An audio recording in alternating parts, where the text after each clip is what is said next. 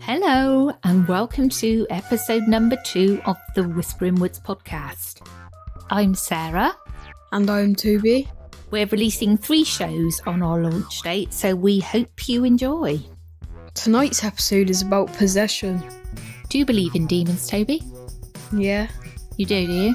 Mm-hmm. I have my own thoughts on demons, but I'll share that a bit later on in the podcast. Shall we get started with the first story? Yeah. As last time, this is a bit of an introductory piece.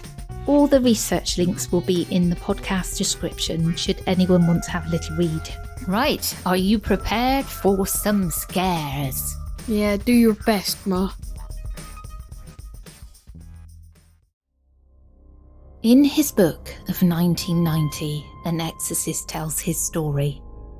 Father Gabriel Lemorse, who was the chief exorcist of Rome, identified 4 uniquely defined stages of demonic possession: infestation, oppression, obsession, and lastly, possession. First comes infestation, where a demonic entity will introduce itself to its intended victim, often under the guise of a deceased loved one, to offer comfort during a time of mourning, or as a friend to a lonely child experiencing a tumultuous time. The infestation stage can continue for several years until any such activity has become normalised, allowing the evil presence to fully infiltrate the life of their proposed prey and begin the manipulation of mind, body, and soul. Infestation can occur when a door to the spiritual world has been opened and the entities have been permitted to cross over.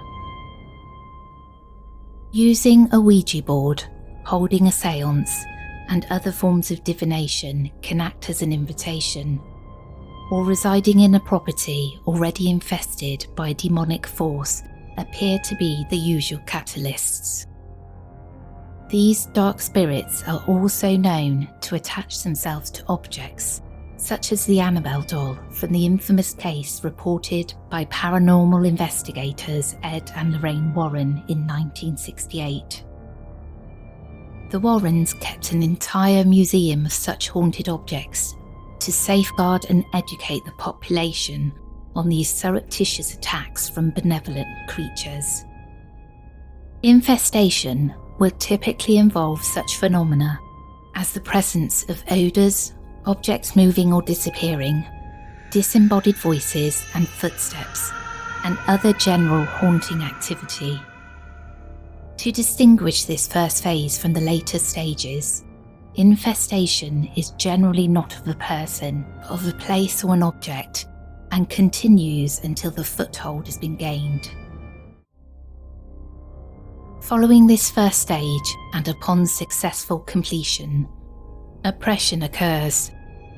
This step is used to wear down a victim, and oppressive attacks will happen in quick succession. These could be in the form of physical assaults, relationship breakdowns, financial problems, illnesses, and sleep disturbances, including insomnia and night terrors.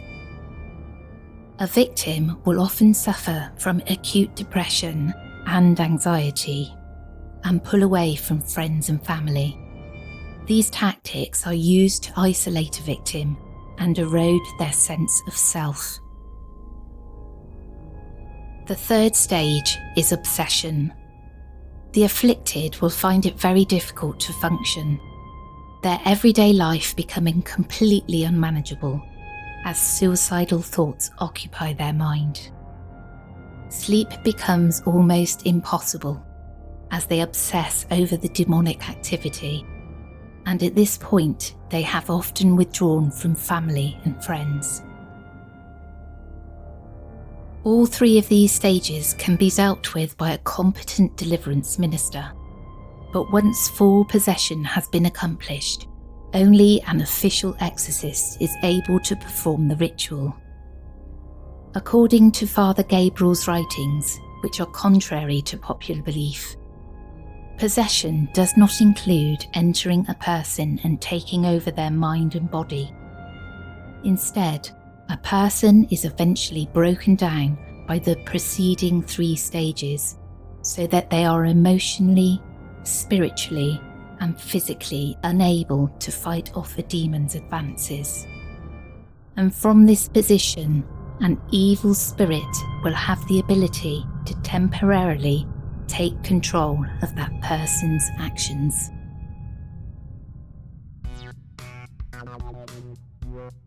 Right, so what did you think of that first piece? Got any questions? Was there really a museum? Yeah. Do you know about the Warrens and who they are? Nah. Okay, so they were pretty famous in the paranormal world.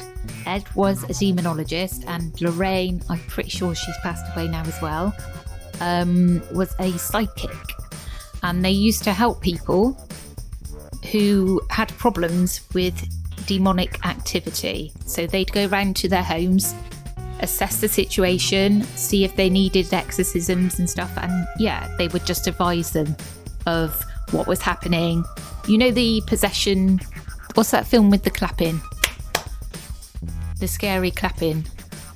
Do you know the Conjuring movies? Yeah. Right, so in the first one, that's Ed and Lorraine Warren. They go to the haunted house, and the mum gets she gets possessed, doesn't she? Yeah. And they are the ones in the film, obviously that's not really them. They go and help them out of that situation. They set up an occult museum so that any specimens they thought were haunted, had bad stuff associated with them, they would lock it in this museum so that nobody else could get harmed from the objects. What kind of things did they have in there? They had, well, for starters, they had the Annabelle bell. The Annabelle doll, even. They had bits of furniture in there that were haunted. All sorts of stuff that they collected over the years. I wouldn't mind one of them museums. Well, you're not having it here. Yeah, I am. No way, Jose. Unfortunately, we've got no space with all of us lot crammed into this house. Okay, are you ready for the second story? Yes, I am. So this is purportedly true. It's a story from Reddit. Bit unclear whether it is possession or sleep paralysis, but have a little listen and let me know what you think. Okay.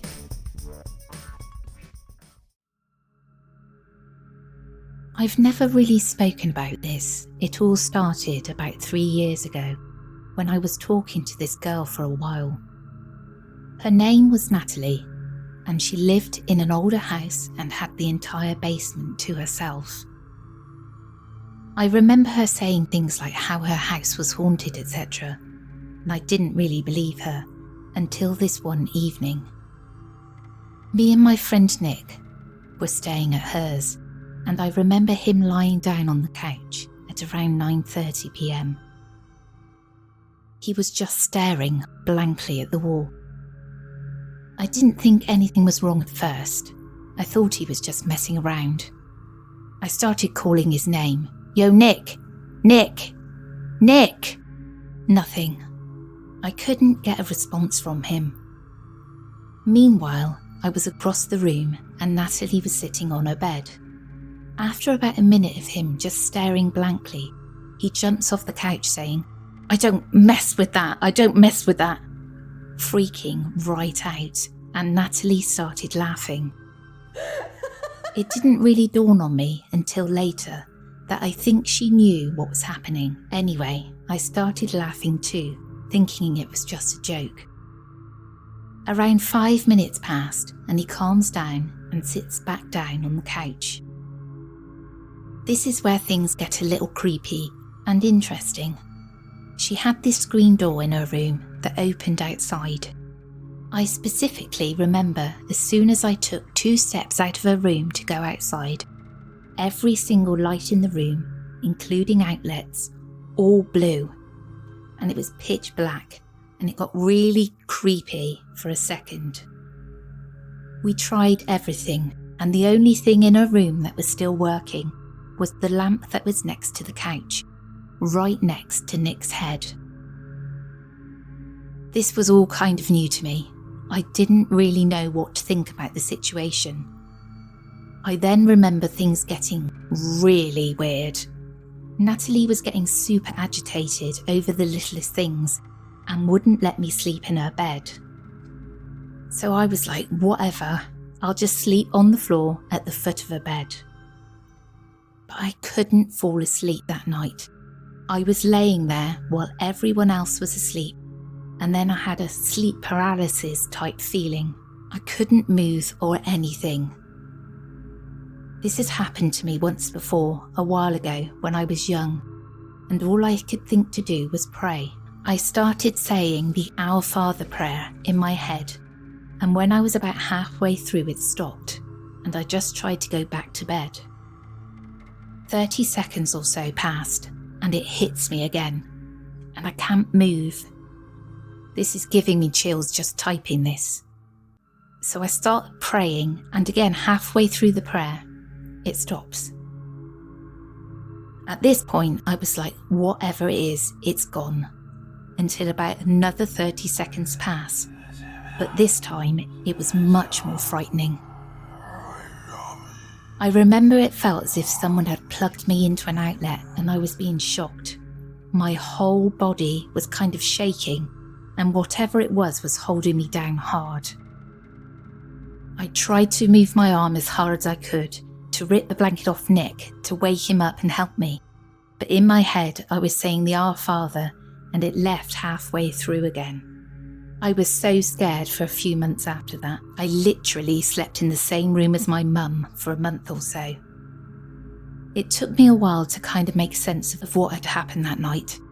But I think that some entity or demon or something I don't know tried messing with my friend Nick.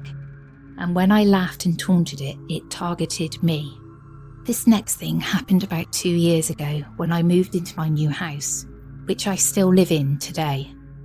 My aunt was visiting and it was late at night, around 2 a.m.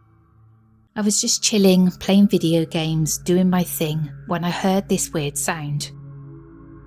I had my gaming headset on, so I ignored it and kept playing.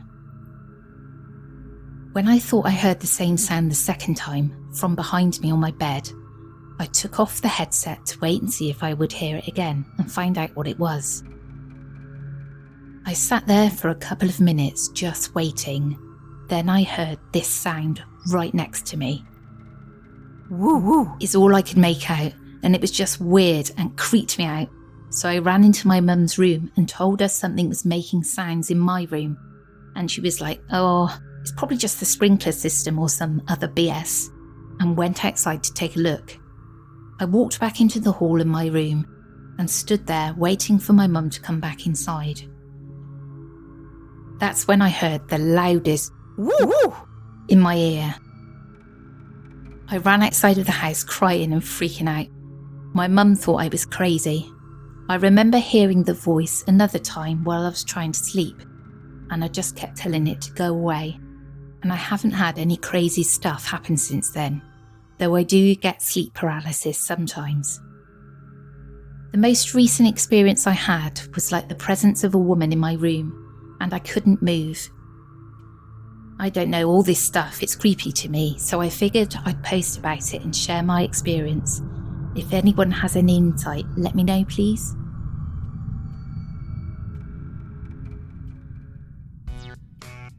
Have you ever had sleep paralysis? I have, I think. Only the once, though. What happened? It's before you were born, actually, and I was staying at Nanny's with your sister, Maisie, and George, your brother. George was only probably about 6 months old at the time, and they used to live in this really old building. It was a post office that they used to run, and I thought I woke up, but I don't think I did. And I had a dream that the buggy, the pram, was in the bedroom, and this huge wind was coming through the room, and it swept the buggy off, and it was pushing me down onto the bed, and I couldn't get up. And all I could think was about my children, that I needed to be able to, protect them. And I kind of sat myself up with a whew, and came out of it. But it was really, really frightening, really scary. Have you? Yeah, I have. One time I was lying down on the bed and I don't know what it was, but I couldn't move at all. I could only move my head, and something came in through the door, and my head got like forced up. It was tilting my head up, and like my mouth was open, and I could hardly breathe. And it went on for like 10, 15 seconds, and then it just stopped. Oh, was that up in your bedroom here or at Dad's? Here. Oh, do you know what I've been thinking lately? I need to sage the house again, especially that bedroom. Your sister, she always used to get a bit freaked out in there as well. Yeah, because there's a vent in my room and there's always sounds from it. Yeah, because your room is on the corner and we're semi-detached. That corner is exposed, so there's no wall attached to it. And you get all the wind and everything hitting the corner of your bedroom. Yeah. But it's pretty good because you could hear the wind in there. It's awesome. What's the creepiest thing that's ever happened to you? I'm going to have to spend some time thinking about that. Yeah, I really am. I mean, there's loads of things, really. What about you? One time, probably I was staying at Dad's with Amir. Mm-hmm. We was watching a horror film. I think it was The Nun. Right. And then we heard sounds from out the window. Amir jumped under the covers. I was just on the bed as well, and then I was like, oh, I'm just gonna go see what it is. I looked out the blinds of the window, and I don't know what it was. It looked like a fox mixed with like just a long white figure standing in my garden. No, that's a bit... Like in the front garden. Ooh, shivery tippers. Amir was like, what is it? I was like, I don't know. What did Amir do? He stayed under the quilts. Don't blame him. And then I looked back out and it was gone. And I was like, okay, well, it's gone now. And he was like, am I safe? Well, really, he's got you protecting him, hasn't he? Yeah. And he said, yeah, well, it was gone, but I can't say it won't come back. Yeah, I've had loads of creepy stuff. Actually, I've got a really quick one.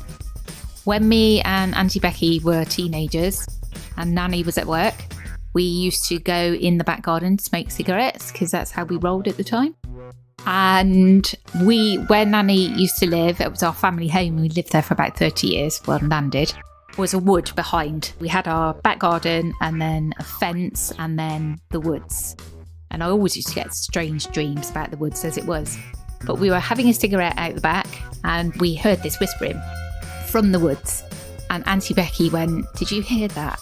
And I went, yeah. And we both stubbed our faggot out and ran inside. And she said, did it sound like it was saying something? And I said, it sounded like it was saying my name, Sarah.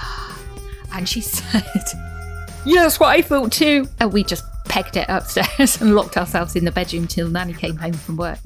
That's quite creepy. It is creepy, especially something saying your name in the woods. Yeah. Oh yeah, I forgot to tell you. One time I was in Nelsey and some random lady, like in the rain and the wind, she just came up to me and started praying for me in some random language. What? That's really strange. How old was she? I don't know, she looked quite old. What, just walked up to you and started praying? Yeah, she was in like a coat, she had an umbrella, she had her hood up with her umbrella. She started praying for me. Oh, I don't like that. Did she mark the sign of the cross on your forehead? I don't know. Like I said, I'm definitely going to sage your bedroom.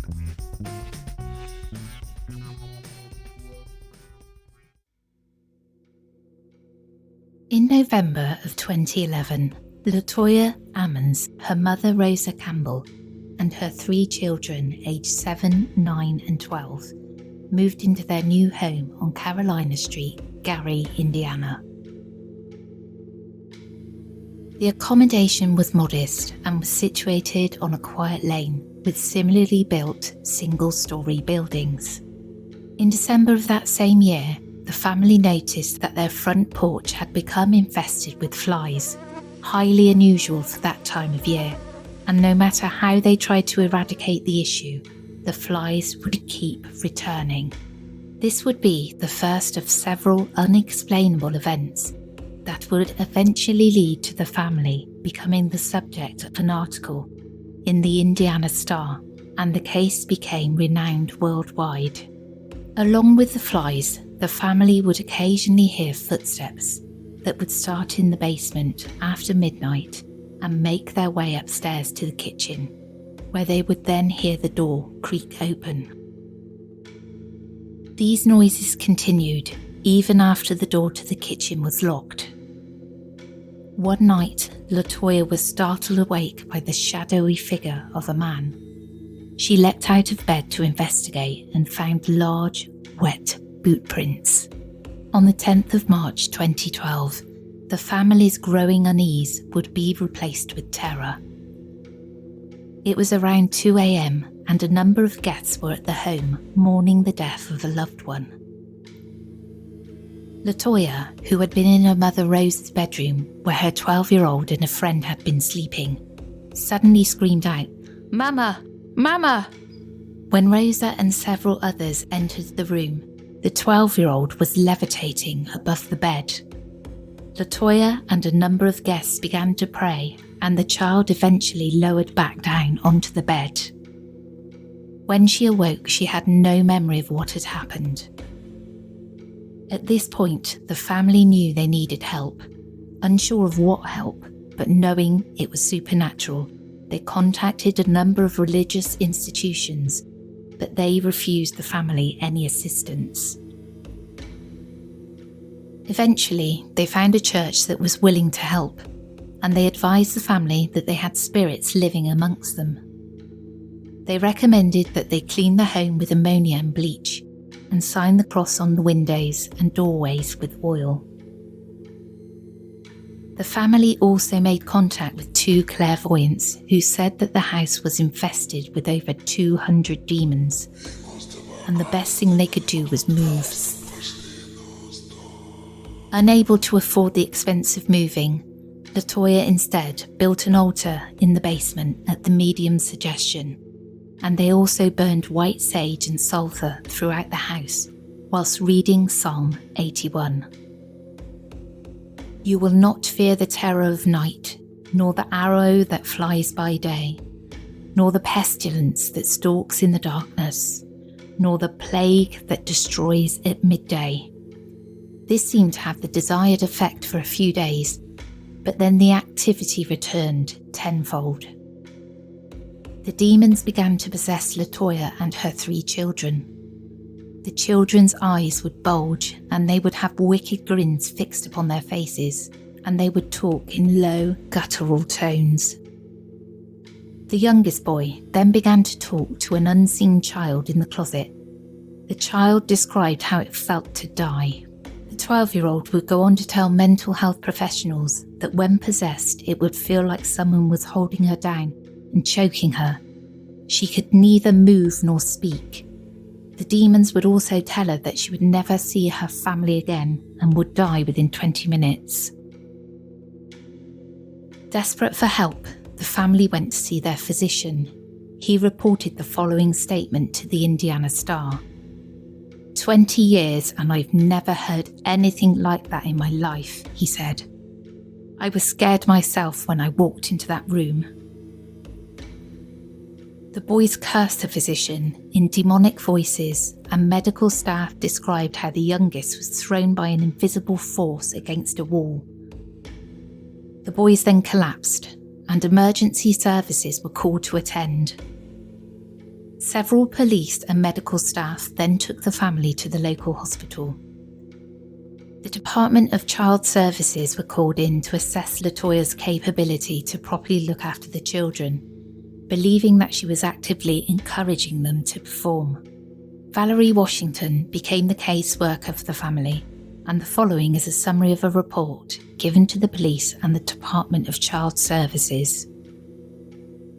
Hospital staff assessed Latoya and the children, who were deemed as healthy and free from any form of bruises or marks.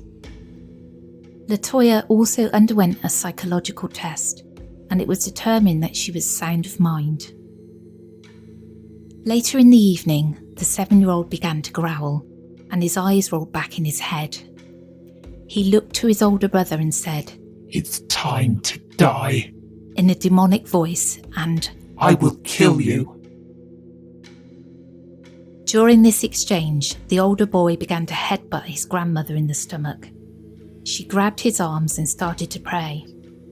What happened next defies all explanation.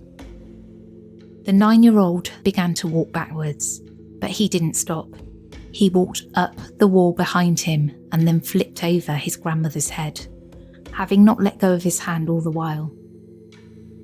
Later, the police asked Valerie if the child had been performing like an acrobatic trick, and she advised them that it hadn't been like that. He had glided on the floor and then up the wall and ceiling, and this was recorded in the police report. The children were then taken into DCS custody so they could better assess what was happening within the family. The hospital chaplain would eventually go on to ring the Reverend Michael Maginot, who used to be a priest at St. Stephen Martyr Parish, and asked him to perform an exorcism on the 9-year-old boy.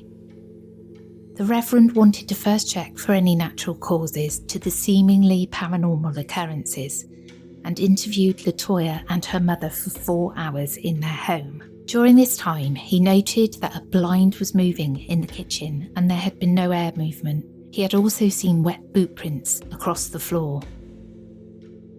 He became convinced that the family were indeed possessed by a demonic spirit and that there were also ghosts in the house. He advised the women that the home wasn't safe and they temporarily moved in with friends whilst the children remained in DCS custody. Less than a week later, they returned to Carolina Street to allow Valerie, the DCS case manager, to assess the home. She was escorted by 3 police officers, but LaToya refused to enter. LaToya's mother stated that she believed the activity seemed to emanate from under the basement stairs, and she thought that there was some kind of portal there.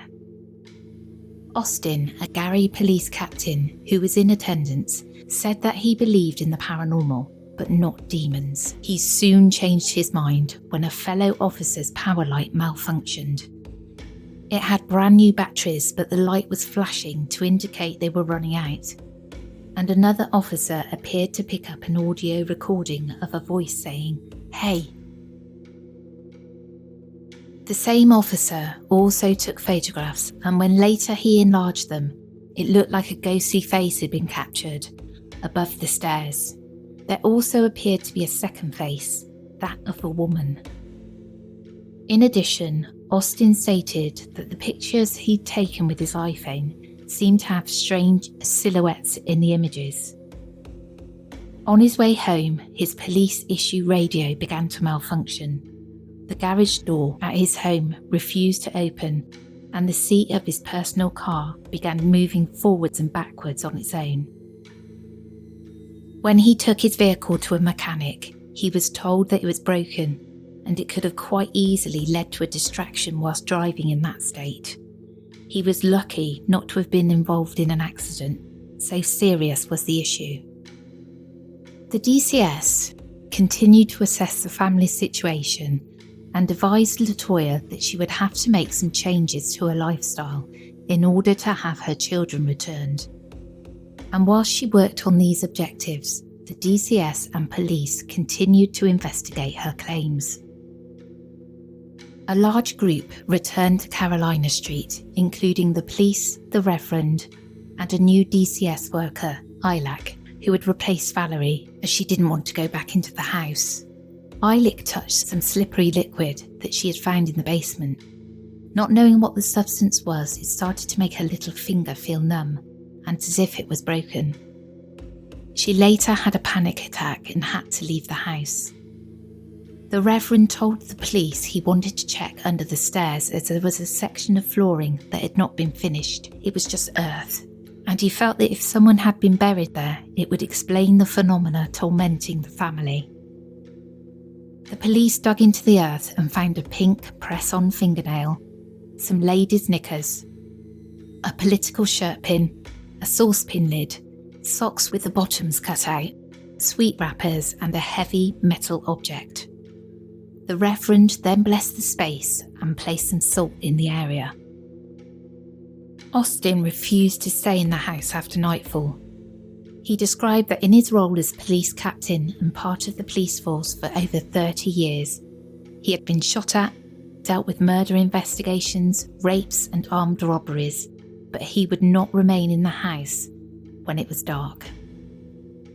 The remaining officers continued to investigate and noticed an oil-like substance on some of the blinds. They wiped it with paper towels to clean it off and then isolated the room for 25 minutes. When they returned, the oil had reappeared. The Reverend advised the police officers it was evidence of a demonic presence, and he included it in his report to the bishop when requesting permission to hold an exorcism. Initially, the bishop did not grant permission, and the Reverend was told to talk with other priests who could provide him with the rites for a minor deliverance. Eventually, the Reverend carried out the nearly 2-hour ritual on LaToya with 2 police officers and the DCS worker, Ilek, also present. Ilek reports that she felt something was watching them throughout the exorcism and breathing down their necks. She didn't go so far as to say it was a demon, but shortly after visiting the Carolina property, she went on to suffer a number of accidents, including 3rd-degree burns from a motorcycle incident, 3 broken ribs through skiing, a broken hand when hitting a table, and a broken ankle from running in flip-flops. Permission for a major exorcism was eventually given by the bishop, and a total of 3 rites were performed on LaToya. 2 in English. I cast you out, unclean spirit, along with every satanic power of the enemy, every spectre from hell, and all your fell companions, in the name of our Lord Jesus Christ. And the last was performed in Latin in June 2012.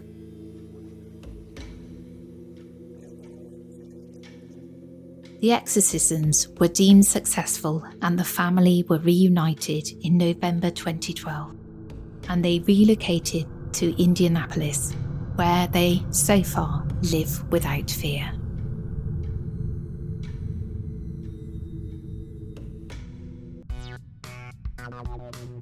Anyway, so I was going to tell you what I think demons are. Okay. I think, because I don't really believe in them in a biblical sense, I think they are beings from another dimension who can get across sometimes, and they just want to play with us, man. What are your thoughts? I reckon they're from hell and the devil sends them here to terrorise us. Right, okay, so you do believe them in a biblical sense. I believe in demonic stuff in more of a religion way, if you get what I mean. Yeah, I do. Interesting. I think sometimes there are different planes of existence and some things figure out how to get over. And, Yeah. You know, and they just play with us. Right. That's the end of the 2nd episode. We hope you enjoyed it. What did you think of it, Tobie? Did any of it frighten you? Nah, not really. Not really. Not even that 3rd story, because that freaked me right out when I was writing it. Nah. Nah, okay. Gonna have to try harder again. If I can just ask another favour, if you could please write a review for us, because it really, really helps with new podcasts, that would be fabulous. Thanks so much for listening again, and we will see you next time. Bye-bye. Take care, everyone.